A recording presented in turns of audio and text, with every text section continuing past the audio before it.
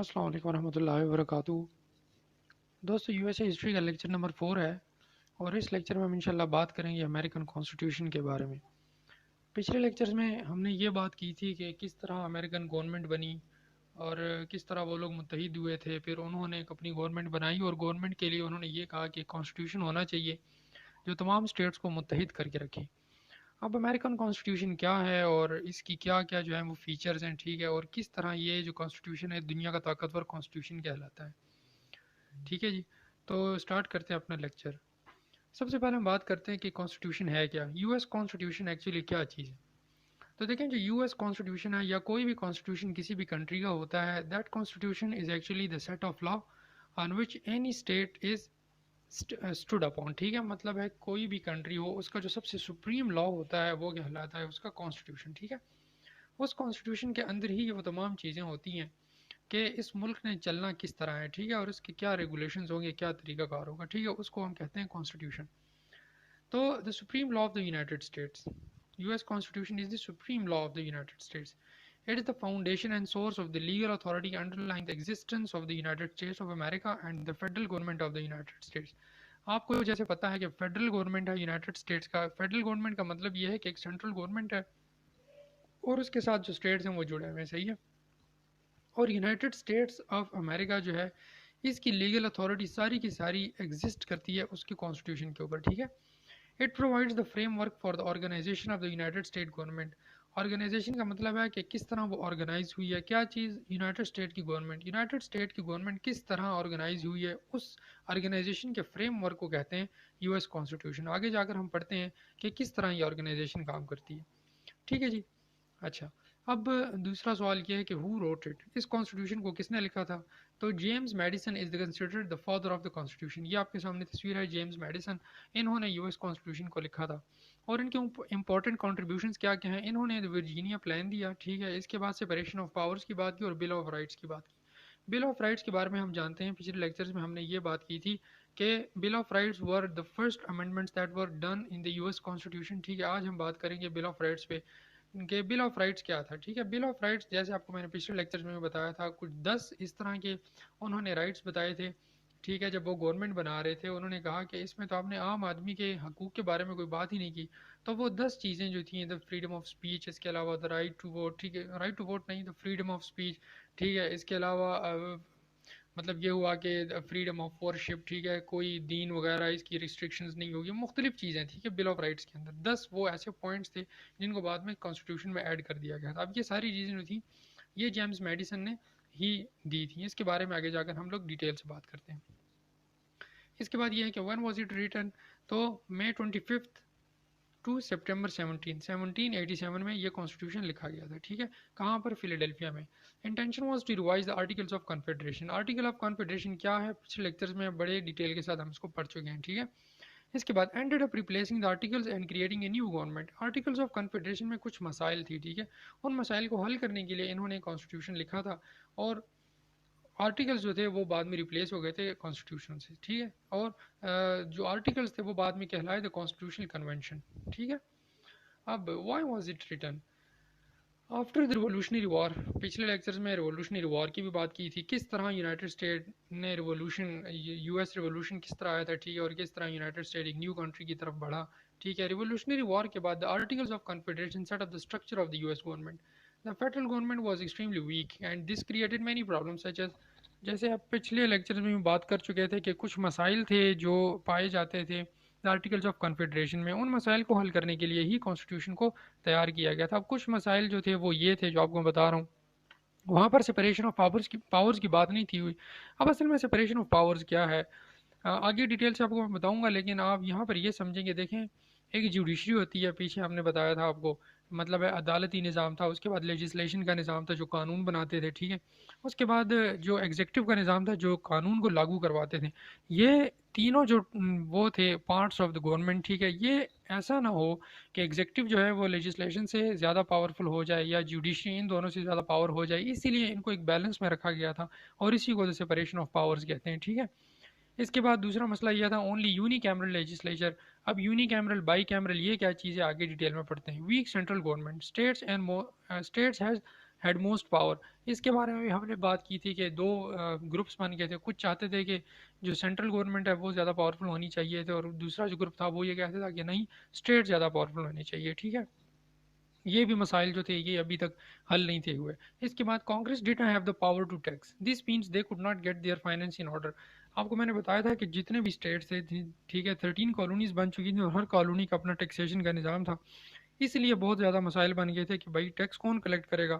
ٹھیک ہے، تو اس طرح وہ کالونیز جو تھیں وہ بذات خود ایک اسٹیٹ 13 اسٹیٹس بن گئی تھی، لیکن وہ 13 کالونیز ایکچولی خود 13 اسٹیٹس بن گئی تھیں. ٹھیک ہے، اور ہر ایک اپنا اپنا سسٹم تھا، تو وہ ایک مسئلہ تھا. اس کے بعد in order to change the article all 13 state had to approve the changes. This made it essentially impossible to make the changes. اب یہ ہے کہ آپ کو بتایا تھا کہ کچھ اسٹیٹ جو ہیں وہ کچھ اور چاہتے تھے، اس کے علاوہ جو دوسرے اسٹیٹ تھے وہ کچھ اور چاہتے تھے. ان میں کوئی آپس میں اتفاق نہیں تھا ہو رہا، اور انہوں نے یہ کہا تھا کہ آرٹیکلز آف کنفیڈریشن جب تک تمام کی تمام اسٹیٹس جو ہیں وہ اس کو ریٹیفائی نہیں کر لیں گے تو ہم لوگ اس کو نہیں مانیں گے. تو تمام کی تمام اسٹیٹس کو ایک ہی بات پر متفق کرنا بھی بڑا مشکل کام تھا. اس کے بعد for any major laws to pass they had to be approved by 9 of the 13 states which was difficult. ٹھیک ہے، ریٹیفیکیشن کے لیے یا لا بننے کے لیے یہ ضروری تھا کہ 13 کالونیز میں سے 9 کالونیز کسی بھی بات کو اپروو کریں گے تو وہ لا بنے گا. یہ بھی ایک مشکل کام تھا.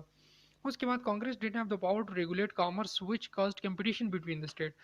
دیکھیں یہاں پر کامرس جو ٹریڈ وغیرہ تھا وہ بھی کانگریس جو تھا وہ اس کو اس کے پاس اتنی پاور نہیں تھی کہ اس کو ریگولیٹ کر سکے. آپ کو بتایا تھا نا جتنی بھی 13 کالونیز تھیں ان کے اپنے ہر اسٹیٹ کے مختلف کنٹریز کے ساتھ اپنے اپنے طریقے کار تھے ٹریڈ کرنے کے. اب ان سب کو ایک ہی چیز کے اوپر، ایک ہی ٹیکسیشن کے نظام پر، ایک ہی کامرس کے نظام پر متحد کرنا بھی بہت بڑا مسئلہ تھا. ٹھیک ہے، اب اسی وجہ سے کانسٹیٹیوشن جو تھا وہ بنا. اب کانسٹیٹیوشن کے جو بیسک پرنسپلز ہیں وہ کیا ہے؟ The popular sovereignty, government power resides in the people. ٹھیک ہے، جیسے اسلامک کنٹریز ہوتے ہیں آپ کو پتہ ہے کہ سوورینٹی جو ہوتی ہے وہ ہم کہتے ہیں کہ وہ اللہ کے ہاتھ میں ہے. ٹھیک ہے، حاکم اعلیٰ جو ہے وہ اللہ ہے، لیکن وہ کہتے ہیں کہ نہیں، سوورینٹی جو ہے that lies in the power of people. ٹھیک ہے، اس کے بعد limited government, government is not all powerful, can only do what the people let it. ٹھیک ہے، گورنمنٹ جو ہے وہ جب بھی کام کرے وہ لوگوں کے مفاد میں کام کرے، اور لوگ جو کہیں گورنمنٹ اس طرح کام کرے، اپنی مرضی کے کام نہ کرے. اس کے بعد سپریشن آف پاورز، بار بار یہی چیز آ رہی ہے، چیک اینڈ بیلنسز، آگے جا کر میں آپ کو بتاتا ہوں کہ یہ کیا ہے. اس کے بعد فیڈرلزم، فیڈرلزم جو ہے وہ کانسٹیٹیوشن کا ایک بہت بڑا حصہ تھا. اس کا یہ مطلب تھا کہ division of power Umang national and state governments. دیکھیں ایک سینٹرل گورنمنٹ ہوگی، سینٹرل گورنمنٹ کے ساتھ جو تھا وہ 13 کالونیز آپس میں جڑی ہوئی ہوں گی. ٹھیک ہے، یہ تمام کالونیز جو ہیں یہ سینٹرل گورنمنٹ کے تابع ہوں گی. ٹھیک ہے، کچھ جو پاورز ہوں گے وہ اسٹیٹ کے پاس ہوں گے، سینٹرل گورنمنٹ کے پاس. ٹھیک ہے، اور کچھ جو ہیں وہ اسٹیٹ کو دیے جائیں گے. فار ایگزامپل یہ جو اسٹیٹ ہے یہ اپنی فوج نہیں بنا سکتے، یہ جو اسٹیٹ ہے اپنی منی جو ہے وہ لانچ نہیں کر سکتے. یہ تمام کی تمام چیزیں جو تھیں یہ سینٹرل گورنمنٹ کے پاس ہی. دیکھیں ڈیفینس ہو گیا، پیپر ہو، یہ منی ہو گیا، یہ ساری کی ساری جو پاورز تھیں یہ سینٹرل گورنمنٹ کے پاس ہیں. اسٹیٹ کے پاس یہ پاور نہیں تھی. ٹھیک ہے، ورنہ تو وہ الگ ہو کر اپنا ملک بنا سکتے تھے. ٹھیک ہے، نیکسٹ ہمارے پاس کیا تھا جی، یہ چیکس اینڈ بیلنسز کی بات آگئی. دیکھیں آپ کو میں نے بتایا تھا 3 قسم کے ان کے پاس حصے تھے. ایک تھا لیجسلیٹو جو قانون بناتا تھا، دوسرا تھا جوڈیشری جو کورٹس وغیرہ تھے اور یہ قانون کو انٹرپریٹ کرتے تھے کہ کون سی چیز قانون کے مطابق ہے، مطلب ہے کہ لاء کے مطابق، کانسٹیٹیوشن کے مطابق ہے یا نہیں ہے. اور ایگزیکٹو برانچ جس میں پریزیڈنٹ تھا اور جو قانون کو لاگو کرتے تھے. ٹھیک ہے، تو یہ کیا ہے، مطلب یہ ہوا کہ دیکھو یہ جو 3 برانچز ہیں، فار ایگزامپل آپ کو میں ایک مثال دیتا ہوں کہ ایک ہوٹل ہے. ٹھیک ہے، اور اس ہوٹل کے اندر لڑائی ہو جاتی ہے. اب اس لڑائی کے اندر لوگ جو ہیں وہ آپس میں لڑنا شروع کر دیتے ہیں. پولیس آتی ہے اور ان لوگوں کو جو ہے وہ پکڑ کے لے جاتی ہے. جب پکڑ کے لے جاتی ہے اب مسئلہ پوچھا جاتا ہے، اور مسئلہ یہ ہوتا ہے لوگ کہتے ہیں کہ اس ہوٹل والے نے جو ہے وہ ریٹس زیادہ اونچے لگائے ہوئے ہیں. ٹھیک ہے، ہوٹل والا کہتا ہے کہ بھائی میں نے ریٹ جو ہے وہ اونچے نہیں لگائے ہوئے، مجھے جو دیا گیا ہے فوڈ اتھارٹی والوں نے جو مطلب ریٹ لسٹ دی ہے اس کے مطابق ہی میں نے یہ چیزیں سیل کی ہیں. اب ایک مسئلہ بن گیا. اب دیکھیں قانون بنانے کا مطلب ہے ان ہوٹل والوں کو یہ ساری چیزوں کی قیمت فراہم کرنا. یہ کس کا کام ہے؟ اس کے لیے قانون بنے گا. وہ قانون کون بنائے گا؟ وہ بنائے گا لیجسلیشن ہمیشہ لوگوں کے لیے قانون بنائے گا. اب جو قانون بنے گا کہ بھائی آپ نے اس چیز کو اس طریقے سے بیچنا ہے، یہ کرنا ہے، وہ کرنا ہے، یہ قانون بن گیا. اب یہ قانون دیکھا جائے گا کیا یہ کانسٹیٹیوشن کے خلاف تو نہیں جا رہا، یا ملک کے جو ہے وہ حاکمیت کے خلاف تو نہیں جا رہا. اب یہ کام کون کرے گا؟ یہ کرے گا جوڈیشری. وہ اس قانون کو انٹرپریٹ کریں گے کہ کیا یہ قانون جو لوگوں کے لیے بنا ہے یہ کانسٹیٹیوشن کے خلاف تو نہیں ہے. اب یہ قانون بن بھی گیا، اب اس قانون کو چیک بھی کیا گیا، یہ جو ہے وہ کانسٹیٹیوشن کے مطابق ہے، اب اس قانون کو نافذ کرنا ہے، وہ نافذ کس نے کرنا ہے؟ وہ ایگزیکٹو برانچ نے کرنا ہے، ٹھیک ہے؟ آپ اپنے ملک میں دیکھ لیں بالکل اسی طرح ہوتا ہے، ٹھیک ہے؟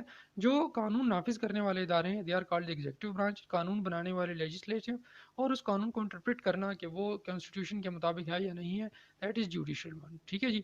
آئی تھنک آپ کو ان کے کام کی سمجھ آ گئی ہوگی۔ اب ان کے چیک اینڈ بیلنسز بنائے گئے تھے، ایسا کوئی قانون تو نہیں ہے کہ قانون بنایا جائے، بھائی آپ اپنی مرضی کے لیجسلیشن والے قانون بناتے جائیں، ان کے اوپر کوئی چیک اینڈ بیلنس نہ ہو تو ملک بگڑ جاتا ہے۔ اسی طرح جوڈیشل برانچ اور ایگزیکٹو، ایک بھی برانچ جو ہے وہ باقی دو برانچز سے زیادہ ہائر نہ ہو جائے، this is the system of checks and balances in U S constitution, ٹھیک ہے؟ اب اس کو کس کے اوپر کیا چیک اینڈ بیلنسز ہے وہ سمجھتے ہیں۔ ایگزیکٹو برانچ کا جوڈیشل کے اوپر کیا چیک اینڈ بیلنس ہے؟ گرانٹ ریپرائز اینڈ پارڈنس، اپوائنٹ ججز آن ویکینسیز ان دا کورٹ۔ جو ایگزیکٹو ہے، صدر جو ہوتا ہے یو ایس اے کا، وہ ایگزیکٹو برانچ کا حصہ ہے، ایگزیکٹو برانچ کا حصہ ہے صدر، ٹھیک ہے؟ اس کا ہیڈ ہوتا ہے۔ اب جو صدر ہے، جو پریزیڈنٹ ہے، وہ جوڈیشل برانچ کے کورٹس کے ججز کو صدر منتخب کرے گا، ٹھیک ہے جی؟ وہ ان کے ججز کو منتخب کرے گا، اور اگر ججز نے کسی بندے کو سزا دی ہوئی ہے تو وہ پریزیڈینشیل پارڈن کے طور پر صدارتی معافی کے تحت اس بندے کو رہائی مل سکتی ہے۔ یہ ایگزیکٹو برانچ کا جوڈیشل کے اوپر چیک اینڈ بیلنس ہے۔ اب جوڈیشل کا پریزیڈنٹ کے اوپر کیا چیک اینڈ بیلنس ہے؟ انٹرپریٹ لاز، جو صدر ہے اس نے کوئی ایسا لا بنایا ہے، ٹھیک ہے، یا کسی ایسے بندے کو معافی دی ہے جو بالکل ہی آئین کے منافی جا رہا ہے، تو جوڈیشری والے اس بندے کے، صدر کے حکم کو غلط قرار دے سکتے ہیں، ٹھیک ہے؟ وہ کہہ سکتے ہیں آپ نے جو قانون بنایا ہے، یہ قانون جو ہے یہ کانسٹیٹیوشن کے مطابق نہیں ہے، اس کو ختم کیا جا سکتا ہے، ٹھیک ہے جی؟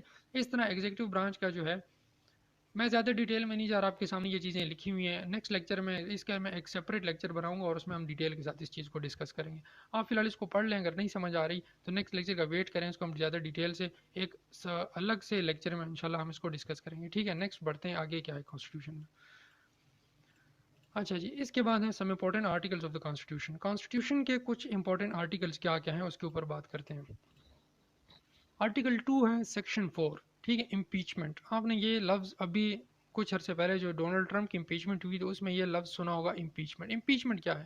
Impeachment, the president, vice president and all the civil officers of the U S shall be removed for conviction of treason, bribery اور other high crimes and misdemeanours. اچھا، جو آپ کا پریزیڈنٹ ہوگا یو ایس کا، یا vice president ہوگا، یا کوئی بھی سول آفیسز ہولڈر ہے، سول آفس ہولڈر ہے، ٹھیک ہے، اگر وہ برائبری میں، ٹریزن میں، یا کسی اور اس طرح کے کرائم میں اگر وہ کنوکٹڈ ہے تو اس کو ریموو کیا جا سکتا ہے۔ اب امپیچمنٹ کا اپنا ایک بہت بڑا پروسیس ہے، ٹھیک ہے، لیکن آپ یاد رکھیں کہ امپیچمنٹ کی اگر کوئی بھی بات ہوتی ہے یا آپ سے کوئی کوشچن پوچھا جاتا ہے، آپ نے کانسٹیٹیوشن کے آرٹیکل 2 سیکشن 4 میں آپ اس کا ریفرنس دے سکتے ہیں۔ یہ یہاں پر امپیچمنٹ کی بات ہوتی ہے کہ امپیچ کیا جا سکتا ہے پریزیڈنٹ کو، وائس پریزیڈنٹ کو، یا کوئی بھی سول آفس ہولڈر جو ہے، بیوروکریٹ ہے، اس کو آپ امپیچ کر سکتے ہیں، ٹھیک ہے؟ امپیچمنٹ کون کرتا ہے، کس طرح اس کا ہوتا ہے، اس کا الگ پروسیس ہے، ٹھیک ہے؟ اس کے اوپر ہم ڈیٹیل میں بات نہیں کر رہے۔ اس کے بعد نیکسٹ ایسا کون سا جو ہے وہ آرٹیکل ہے ہمارے پاس؟ آرٹیکل 5 ہے، اور یہ ہمیں بتاتا ہے ہاؤ دا کانسٹیٹیوشن میں بی امینڈیڈ، ٹھیک ہے؟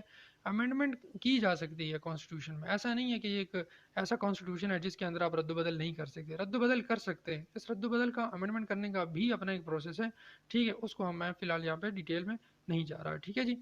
اس کے علاوہ آپ کے پاس ایک اور آرٹیکل ہے، وہ اچھا یہاں پر یہ بتا رہے ہیں کہ امینڈمنٹ پروسیس کس طرح ہوتی ہے۔ اگر آپ کانسٹیٹیوشن میں کوئی امینڈمنٹ کرنا چاہتے ہیں تو کیا طریقے ہیں؟ دیکھیں یہاں پر 4 طریقے ہیں، 4 طریقوں سے یو ایس کانسٹیٹیوشن میں امینڈمنٹ کی جا سکتی ہے۔ نمبر 1، 2 طریقے ہیں، دا میتھڈ آف پروپوزل، اور 2 طریقے ہیں، دا میتھڈ آف ریٹیفیکیشن۔ اب پروپوزل کے جو 2 طریقے ہیں وہ کیا ہیں؟ Method number 1، by 2/3 vote in both the House and the Saint.